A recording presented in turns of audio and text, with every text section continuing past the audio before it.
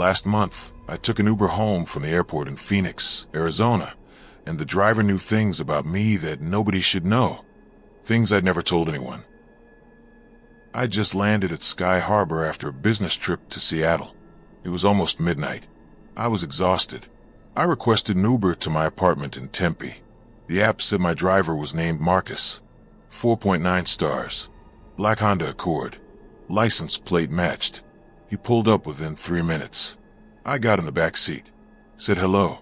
He nodded but didn't say anything. Started driving. Normal enough.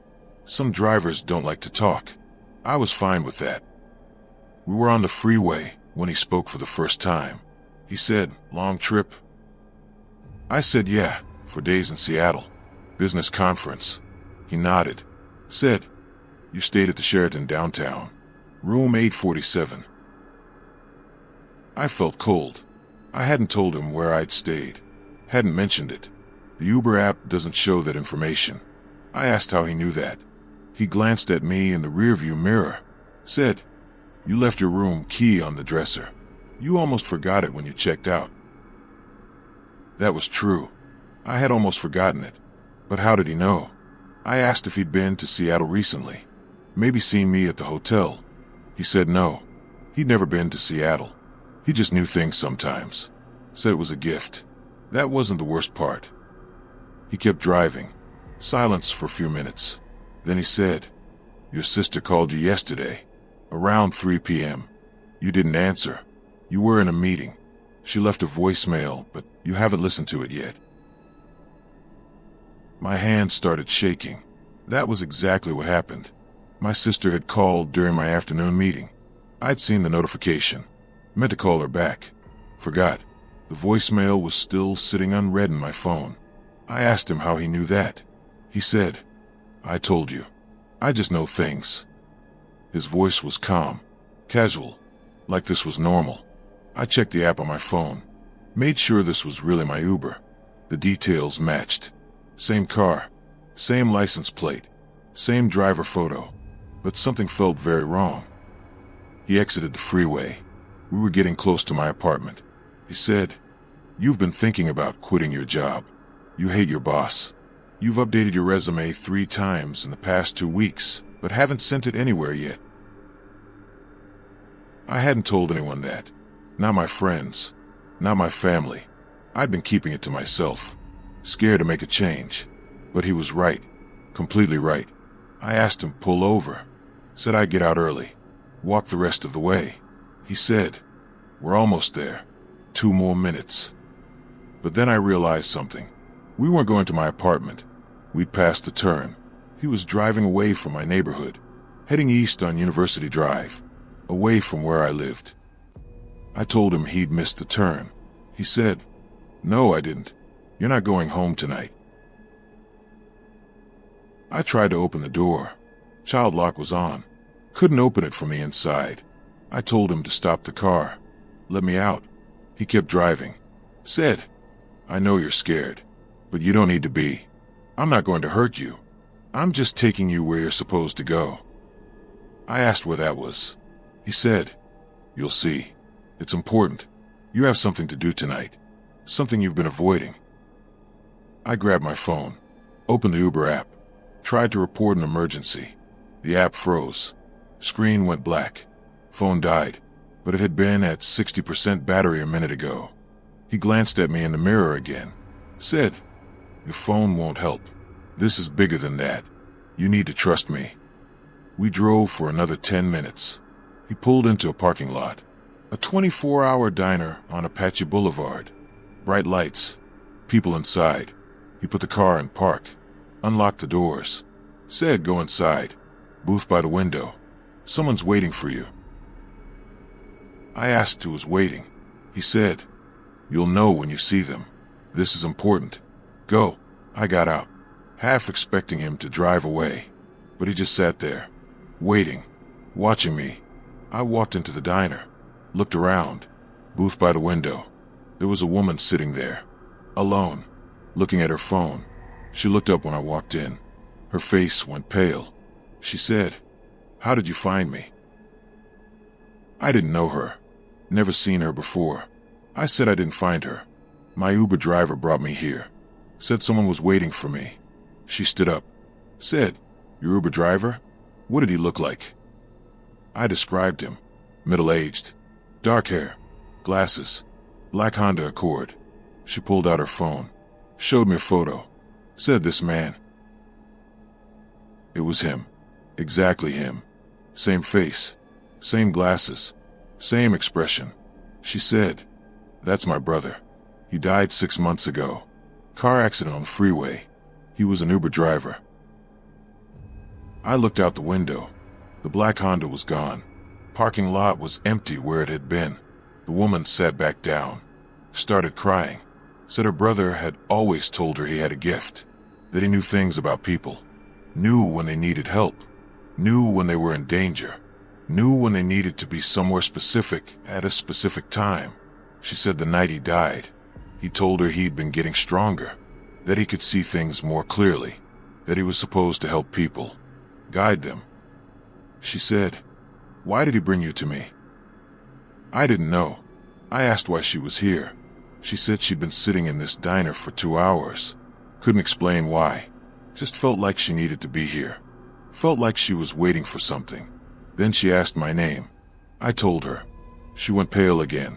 Said, "My brother mentioned you. The week before he died. Said he'd had a dream about someone with your name. Said they were important. Said they'd need help soon. Said he'd make sure they got it." I asked what kind of help. She said she didn't know. Just that her brother had been insistent. Had written my name down. Had made her promise that if anything happened to him, she'd look for me. Find me. Make sure I was okay. But she'd never found me. Didn't know where to look. Until tonight. Until I walked into this diner. She asked what I'd been doing lately. If anything strange had happened. If I'd been in danger. I said no. Life had been normal. Boring even. Just work and travel and routine. But then I remembered. The voicemail from my sister. The one I hadn't listened to yet. I pulled out my phone. It had power again. 60%. Like it had never died. I opened my voicemail. Played my sister's message. Her voice was shaking. She said, "Call me back as soon as you get this. It's about Dad. He's in the hospital. They found something. It's bad. You need to come home." The message was from yesterday afternoon. Almost 24 hours ago. I'd been ignoring it.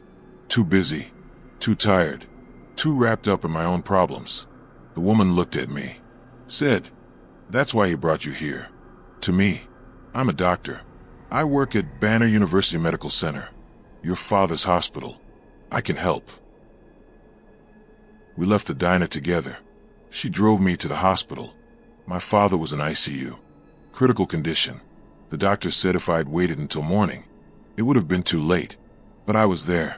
Because a dead Uber driver had known I needed to be. Had brought me to his sister. Had made sure I got the message I'd been avoiding.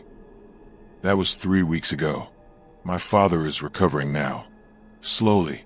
But he's alive. I've tried to request an Uber since then. Several times. Different days. Different times. I'm hoping Marcus's name will come up again. That black Honda will pull up. That I'll get another chance to thank him. But he never appears. Just regular drivers. Normal rides. Nothing strange. Except sometimes, late at night, I'll get a notification on my phone. A message from the Uber app. It says, "Marcus has accepted your ride request." But when I look at the app, there's no active ride. No driver assigned. Just that notification. Like he's checking in. Making sure I'm okay. And I wonder how many other people he's helped. How many other rides he's given since he died. How many people he's guided to exactly where they need to be. Even when they don't know they need to be there. Because some drivers don't stop working just because they're not alive anymore. Some gifts are too important to let go. And some people are meant to help others, no matter what. This is a transcript of a driver safety complaint filed with Uber Corporate, and I'm sharing it because the company never followed up, and the driver is still active on the platform in Atlanta, Georgia. My name is Jennifer Walsh. On the night of November 14th, I requested an Uber from a bar in Midtown Atlanta to my apartment in Virginia Highland. It was 11:45 p.m. I'd been out with friends, had a few drinks. Nothing excessive, but enough that I didn't want to drive. The driver's name was shown as David. 4.7 stars. Gray Toyota Camry. He arrived in 4 minutes. I got in the back seat. Confirmed my destination. He said, Virginia Highland. Got it. Started driving. Normal conversation at first.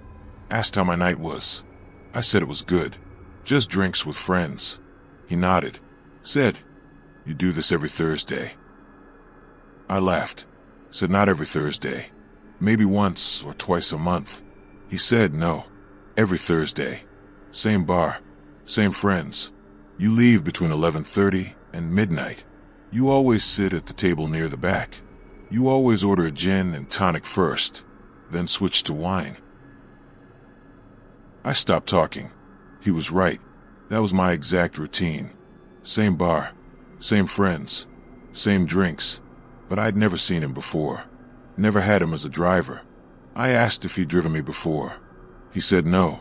This was our first ride together. That wasn't the worst part. He said, you're going to break up with your boyfriend next week, Tuesday night. You've been thinking about it for months. You'll finally do it after you see the text messages on his phone. I felt sick. I had been thinking about breaking up with my boyfriend for months, but I hadn't told anyone. And there were no text messages. Nothing like that. At least not that I knew about. I asked him how he knew that. He said, I can see forward. Not far. Just a week or two. Little glimpses. I see what's coming for people. He said it so casually, like it was normal, like everyone could do this. But then I realized something. We'd been driving for 15 minutes. Should have been at my apartment by now. But we were still on the interstate, heading north, away from Virginia Highland. I told him he was going the wrong way. He said, no, I'm taking you where you need to go. I pulled out my phone, checked the app. The map showed him driving to my apartment, the correct route. But outside the window, I could see we were nowhere near my neighborhood. We were on I-85, heading toward the suburbs. I told him to turn around, take me home. He said, I can't do that. Not yet. You have to see something first. I threatened to call the police. He said, go ahead, but I promise you this is important. 10 more minutes. I didn't call. I don't know why. Maybe I was too scared. Maybe some part of me believed him. He exited the interstate, drove through a residential neighborhood, quiet streets, dark houses. He pulled up to a house on Briarwood Lane. Modest, single story, lights off. He put the car in park. Said, do you recognize this house? I said no, never seen it before. He said, your boyfriend is inside right now, with someone else. This is where she lives. He's been coming here every Thursday for 3 months, while you're out with your friends. That's why he never asks to come with you. I didn't believe him, couldn't believe him, but I could see a car in the driveway. My boyfriend's car, silver Mazda, same license plate. The driver said, I'm sorry. I know this is hard, but you needed to know. You wouldn't have believed it otherwise. You would have stayed with him, wasted more time. I couldn't let that happen. I sat there staring at that house, couldn't move, couldn't think. The driver said, I'll take you home now, or I can wait here. Your choice. I told him to take me home. I didn't want to see any more. He drove me back to my apartment. The whole way, neither of us spoke. When we pulled up, he said, I'm sorry I had to show you that, but it was the only way. I got out, went inside, sat on my couch for 2 hours. Couldn't process what I'd seen. The next morning, I confronted my boyfriend, asked where he'd been the night before. He said home, watching TV. I asked him to prove it. He couldn't. I broke up with him that day. Not Tuesday like the driver had predicted, but that day. Couldn't wait. A week later, I found out the truth. My boyfriend had been seeing someone else. For months. Every Thursday. The exact house the driver had shown me. I tried to thank the driver, left a tip in the app, left a 5-star review, but when I checked my ride history, there was no record of that trip, no driver named David, no gray Camry, nothing, like it had never happened. But I know it did. I have the memory. I saw that house, saw my boyfriend's car, saw the proof I needed. I filed a complaint with Uber anyway, explained what happened, asked them to investigate, asked them to confirm if David was a real driver, if he'd really taken me on that route. They never responded. No email, no call, nothing. But then I found something else. I searched local news, found an article from 2 years ago. A driver named David Chin had died. Car accident on I-85. He'd been an Uber driver, 43 years old, left behind a wife and 2 kids. The article included a photo. It was him. Same face, same eyes. The man who'd driven me that night. I showed the article to a friend who works in tech, asked if it was possible for a dead person's account to still be active on Uber, for their profile to still accept rides. She said no. Impossible. The account would have been deactivated immediately after his death. But he'd picked me up, driven me, shown me something I needed to see. And according to other complaints I found online, he's still doing it, still driving in Atlanta, still taking people places they don't ask to go, still showing them truths they didn't want to see. Always a gray Toyota Camry, always a driver named David, always someone who sees forward, who knows what you need before you know it yourself. And if you're in Atlanta and you request a ride late at night, and a driver named David accepts, don't be afraid. Let him take you where you need to go, because he's only trying to help, even if his help comes from somewhere beyond where drivers should be able to come from.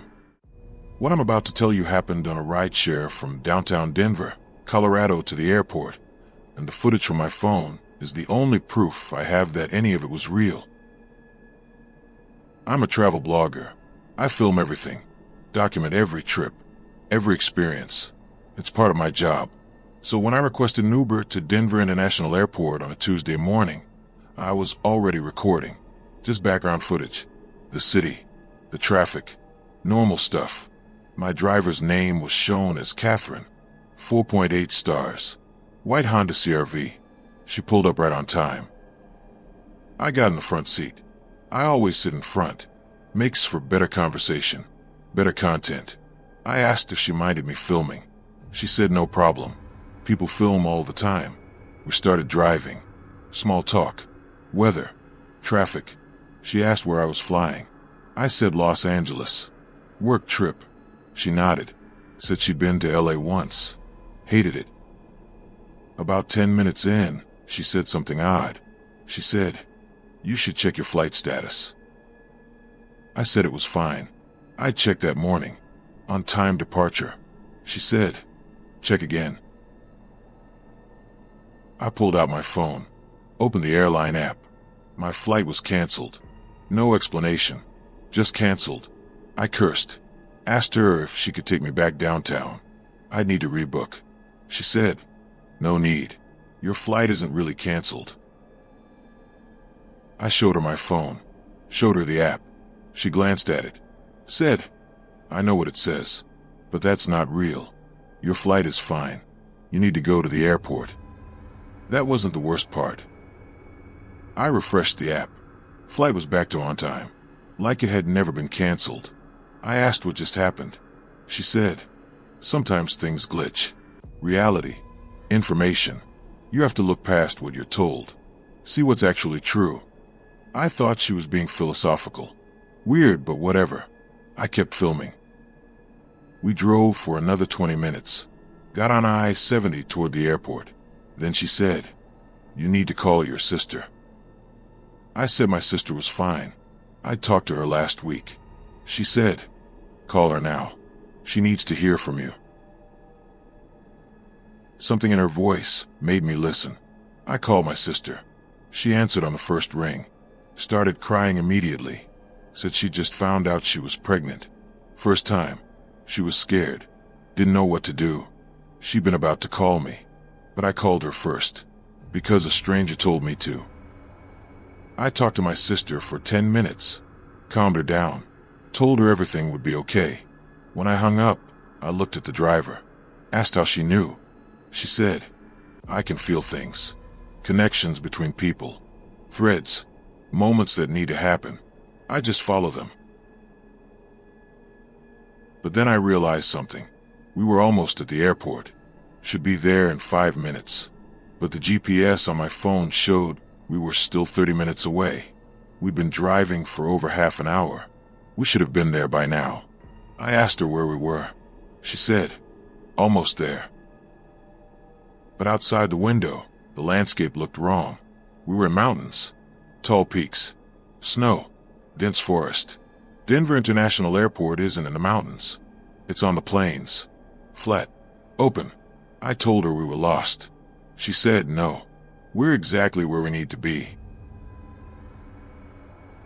She pulled off the highway, drove down a dirt road, stopped in a clearing, middle of nowhere.